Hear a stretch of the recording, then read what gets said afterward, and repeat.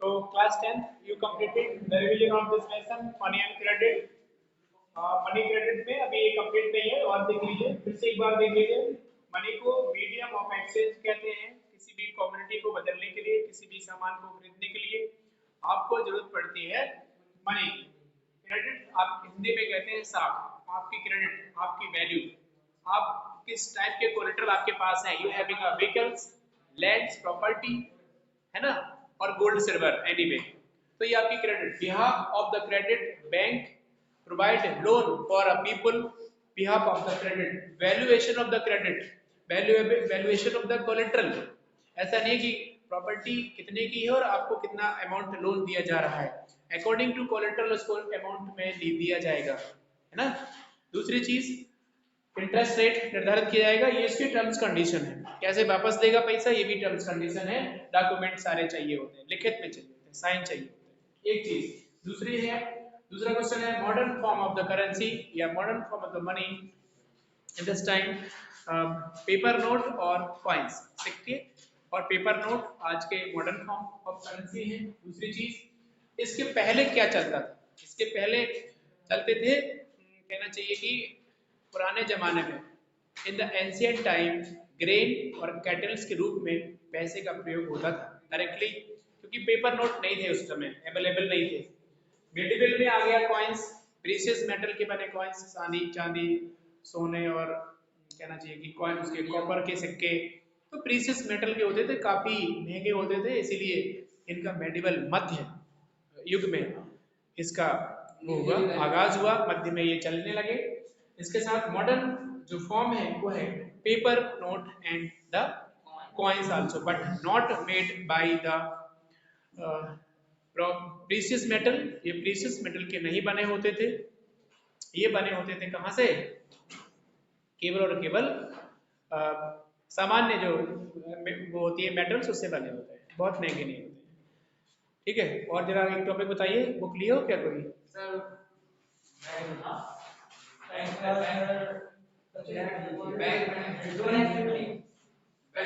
Bank, सुनिए, bank में जो एक लोन की कंडीशंस बता देते हैं। लोन की क्या कंडीशंस है, कहाँ से पैसा आकर आता है, कैसे बैंक लोन प्रोवाइड कराता है। देखना, जो क्या बैंक,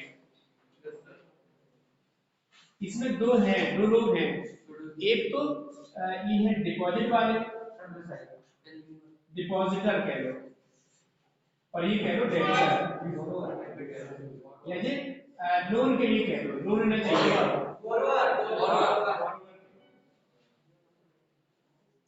बोरोवर, ठीक है। ये पैसा जमा करने आए हैं और ये पैसा निकालने आए हैं, ये लोन पे ले। पैसा आता कहाँ से है, तो पूरे बैंक के पास 100 रुपए जो होते हैं, या इनके 100 रुपए होते हैं ना, इनके 100 रुपए इन्हें जमा कर दिए, इसका 85% यहाँ जाता है और इसका 15% यहाँ जाता है। 100 रुपया का 85% बोरोवर को दिया जाता है, मतलब बैंक होल्ड करती है पैसे को, 85% पैसे को किसके लिए, लोन के लिए। कि कोई व्यक्ति लोन लेने आया, लोन की बड़ी लंबी लाइन होती है, जमा करने वालों की छोटी होती है, निकालने वालों की ज्यादा होती है, ये हर बैंक में दिखता है ना। तो बोरोवर ज्यादा होते हैं, तो इसीलिए 85% पैसा, क्या गड़बड़ क्या बात है बताओ, कहाँ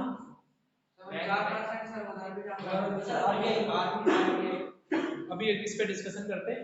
15 यहाँ 85 यहाँ, ठीक है। ये रख दिया उसके लिए, लोन के लिए, और ये रख दिया कि आप अपने पैसे को निकालने ना पहुंच जाए, मतलब जमा करता डिपॉजिटर पहुंच ना जाए उसके लिए। तो इस पैसे को, अब सुनो, way of the earning of the bank क्या है, इंटरेस्ट रेट। डिपॉजिटर की इंटरेस्ट रेट डेफिनेटली कैसी होती है, एक लो होती है ना, या और यहाँ पे बहुत ज्यादा होता है, हाई।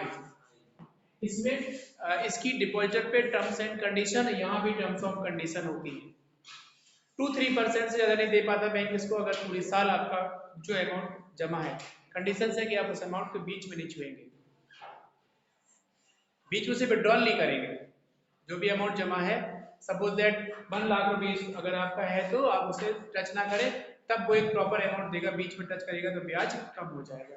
यहाँ पे भी टर्म्स कंडीशन है कि आप 6 महीने में हमारी किस्त देते हैं, 6 महीने में हमारी जो है ईएमआई भरते हैं, तो हम इतने % लेंगे, 4 5 लेंगे, फिर हम 7 लेंगे, फिर हम 10 लेंगे, फिर हम 12, इस तरीके से उनका जो रेशियो है, इंटरेस्ट रेट है, बढ़ता चला जाता है।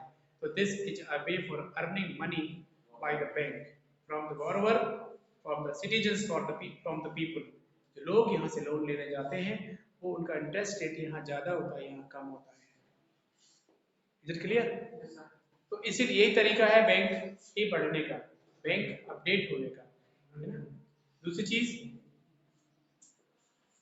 अब हो गया आपका डिमांड डिपॉजिट। डिमांड डिपॉजिट आपने जो पैसा जमा किया था वो एक डिमांड डिपॉजिट का था। आपने सपोज दैट आपको किसी भी वर्किंग डे में आप बैंक पहुंचे और आपने एक अमाउंट भरा, आपने विड्रॉल भरा, ठीक है, तो वो एक जो आपको जो सेविंग अकाउंट था उसमें आपने डिमांड कर दी कि हमारा जो डिपॉजिट है, अब हम डिमांड करते हैं कि हमें इतना पैसा दे दिया जाए पर्टिकुलर, ठीक है। बात क्लियर है कि नहीं? अगर ये आपका एफडी होता, फिक्स डिपॉजिट होता, तो वो आप डिमांड डिपॉजिट के अंतर्गत ना रख पाते। फिक्स डिपॉजिट का होता है कि निर्धारित टाइम कि आप इस टाइम के अंदर नहीं निकालेंगे, इस टाइम के बाहर ही निकाल, मतलब टाइम पूरा होने पे। और टर्म्स नहीं तो कंडीशंस है थी तो उसमें मिलता है, आप खत्म करा लीजिए उसको। मतलब आप जो व्यवस्था ले रहे हैं बैंक से वो आप खत्म करा लीजिए, ले लीजिए पैसा, पैसा तो बैंक देगी, लेकिन वो इंटरेस्ट जो आपको फिक्स किया गया है कि आपका 5 साल 7 साल का इतना एफडीआर है, इतना बन रहा है, वो आपका घट जाएगा। एक फैसिलिटीज और बैंक प्रोवाइड कराती है, क्या कराती है? लोन देती है एफडी पर। जैसे आपकी सपोज दैट 10 लाख रुपए की वो है एफडी है, तो उस पर एक कुछ परसेंटेज करके जो भी उनका एक रेशियो होता है वो आपको एक लोन दे देगी उसी एफडी पे। आपको एफडी का प्रॉपर ब्याज मिल रहा है 10 लाख का, और आपको 2 की जरूरत है तो आपने 2 की लोन करा ली उस पर 10 पे, तो 2 का आप इंटरेस्ट दे रहे हो। आपके 2 कंप्लीट हो गए तो आपने फिर एफडी पूरी कर दी, मतलब वो जो चल रहा है 6 महीने का 2 महीने का वो फिनिश कर दिया कि भैया हमारी फिर से एफडी क्लियर है, इस तरीके से। तो many of the facilities provide by the bank for the citizens, for the borrower also. लेकिन अक्सर डेब्ट ट्रैप की घटनाएं सामने आती हैं। इनफॉर्मल में क्या, फॉर्मल में भी आती है, डेब्ट ट्रैप होते हैं, रिकवरी होती है। इनफॉर्मल में तो 101% आना है, लेकिन फॉर्मल क्यों? हंसी क्यों आ रही तुझे? क्या बात है? जरा खड़ा हो जा, खड़ा हो जा। हर्ष पटेल क्या बात है, क्यों हंस रहे हो भाई?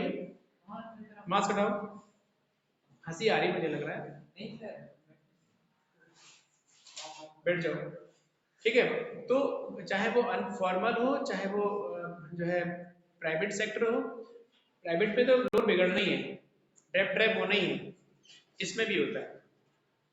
बहुत सी बैंकें रिकवरी करती हैं, समझे? वो तभी होता है तब आपने जिस एम के लिए जो लोन लिया था बैंक से, वो आप उस एम को कंप्लीट नहीं कर पाए। एम इज फेल तो फिर डेब्ट बिकम ट्रैप, डेब्ट ट्रैप हो जाएगा, जो आपका कर्जा है वो खराब हो जाएगा।